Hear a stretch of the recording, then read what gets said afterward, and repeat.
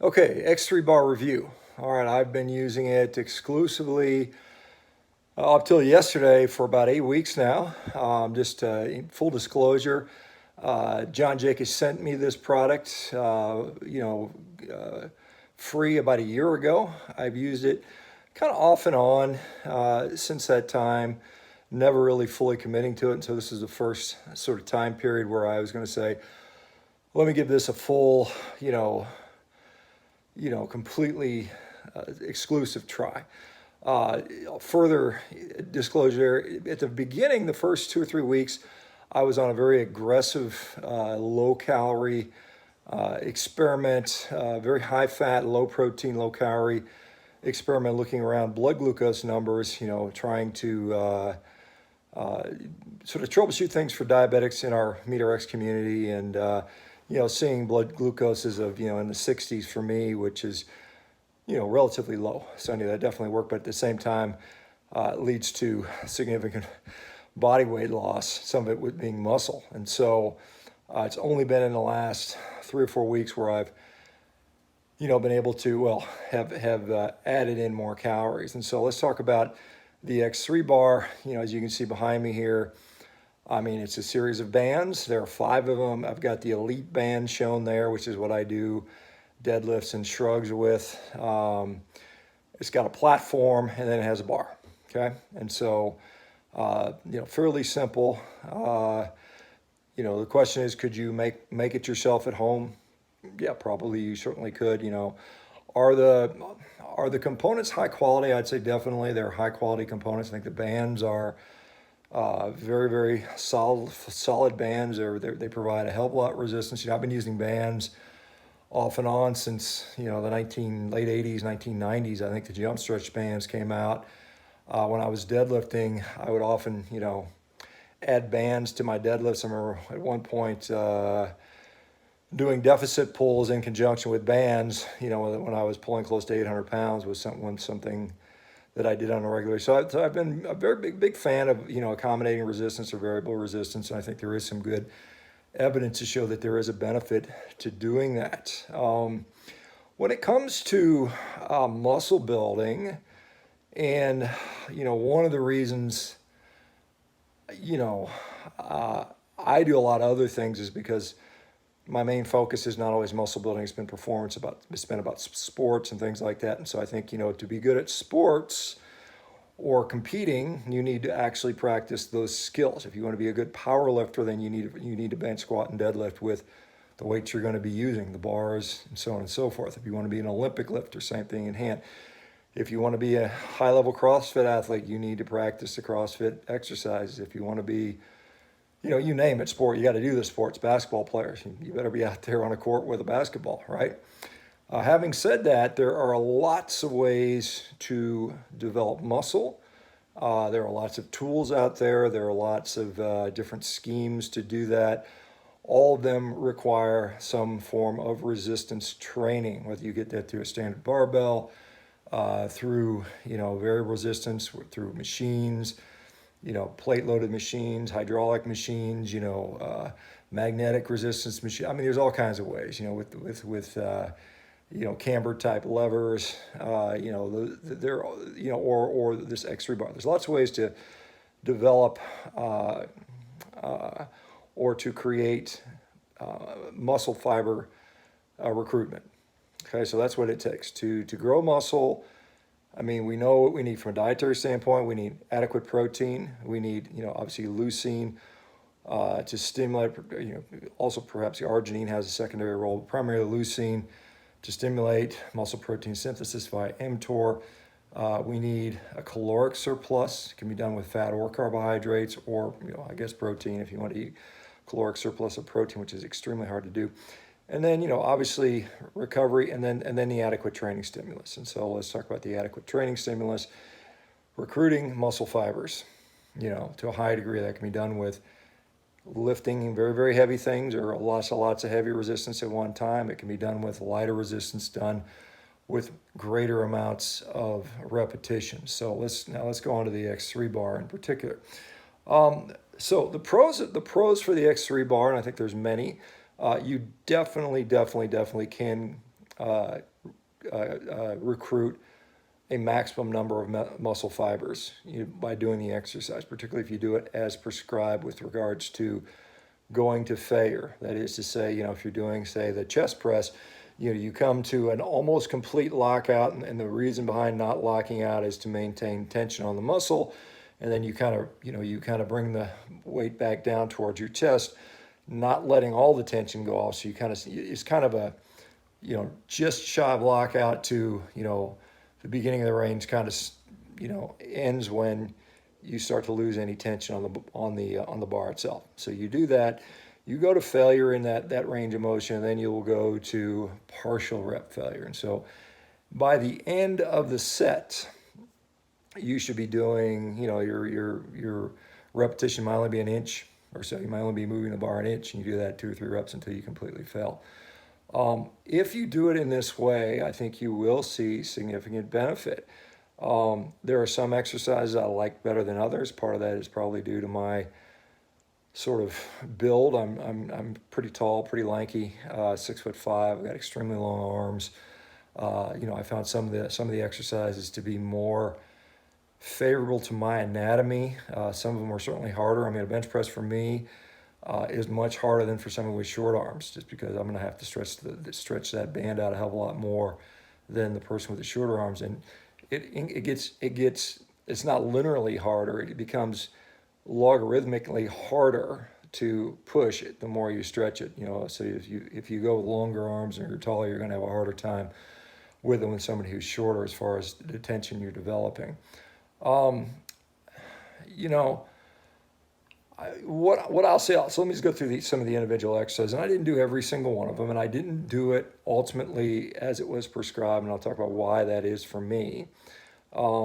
So I certainly, the chest press, let me say this for all the exercise, there is a feeling out, a learning period, a period to get comfortable, to learn how to kind of stabilize things, to where you feel like you can really direct the force into the bar. So you have to first kind of learn how to position everything, and there's a short feeling out period for that. It might take a few repetitions, a few sessions to really feel that. Particularly some people feel that the chest stress, getting those straps positioned, between the shoulder and the top of the triceps on the shoulder, kind of evening things up. There's a little bit of learning curve to that. It doesn't take too long, but I ended up ultimately doing a few more sets than was recommended, and I'll talk about the reasons for that. But so the chest press exercise I actually quite liked. I found it quite enjoyable. I found that relative to even bench pressing, I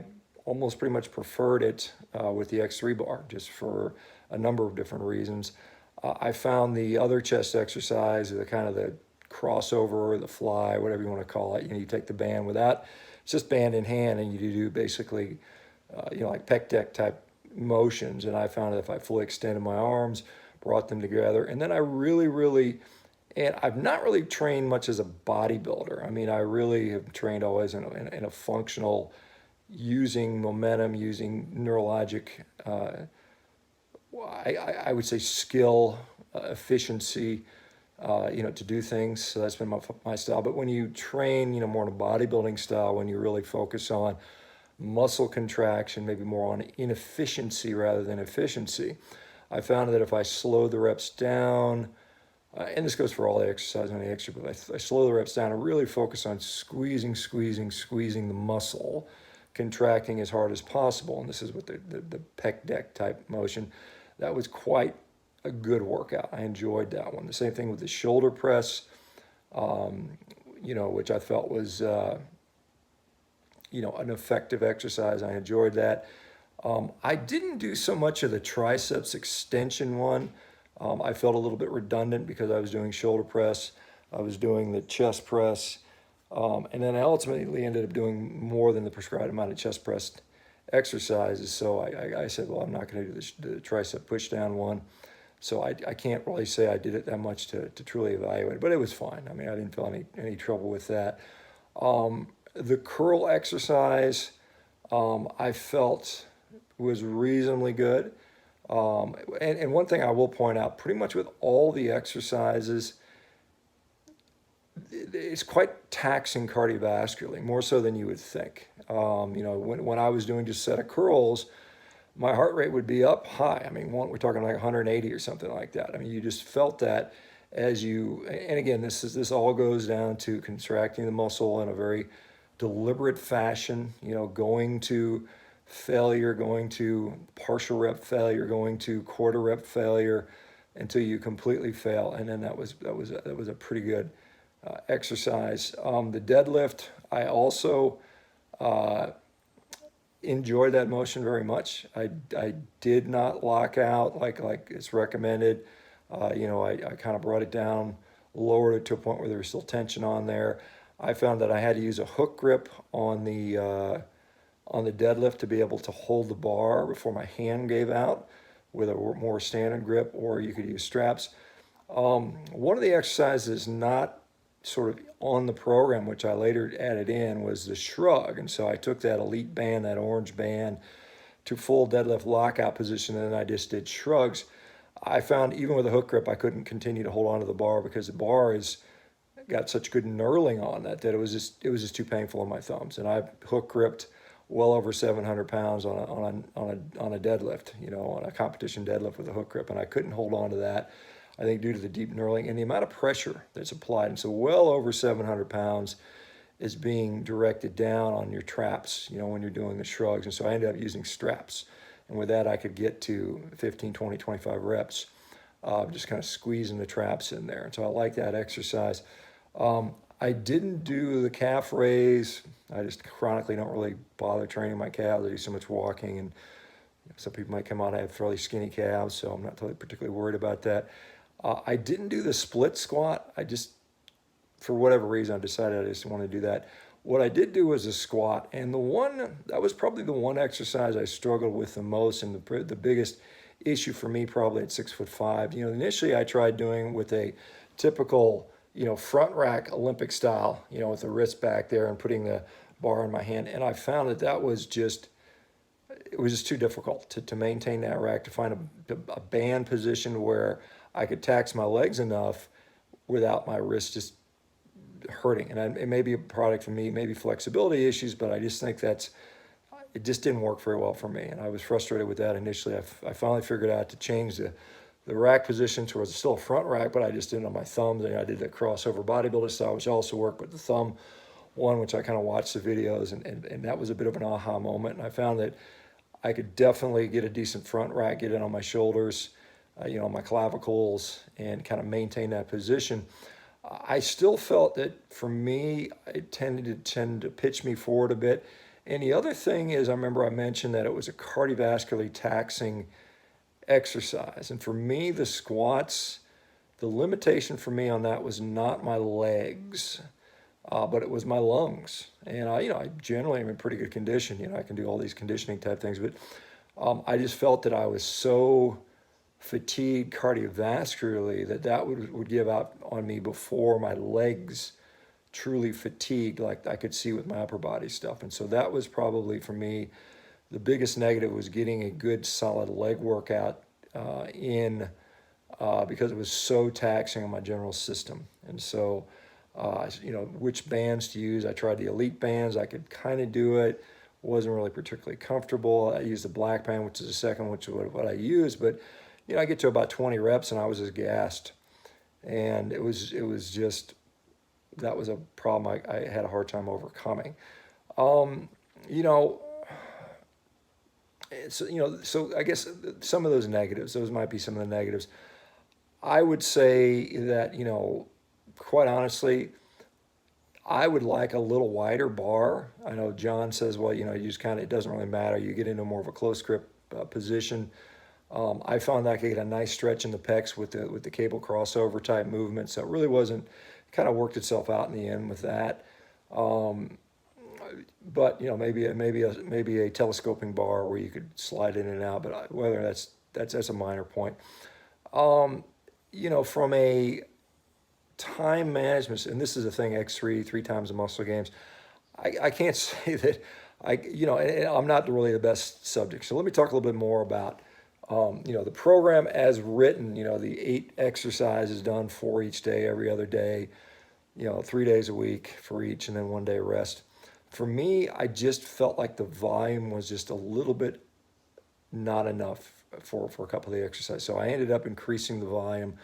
I ended up doing the chest press pretty much every day. I also actually ended up doing 2 or 3 sets a day for a while, same with the shrugs, and then combined some other exercise in there. And because I was focusing on those muscle groups, and I felt fine with that. I mean, I still pushed it to failure. I kind of came back a little bit later in the day and did it again. Um, I think one of the things we do know is that, particularly with advanced trainees, people have had a lot of experience, been training for many, many years. We know that the intensity, the volume generally has to be increased for those people to continue to gain muscle. Now, having said that, even with the increasing number of sets I was doing, above what the baseline recommendation was, the time frame to which I was doing those sets in was extremely low relative to what I would spend in the gym. So I think from a time management standpoint, you can get a pretty solid workout. Obviously, the footprint is tiny. I routinely bring it in my suitcase. I have every time I've traveled, and I will continue to do that.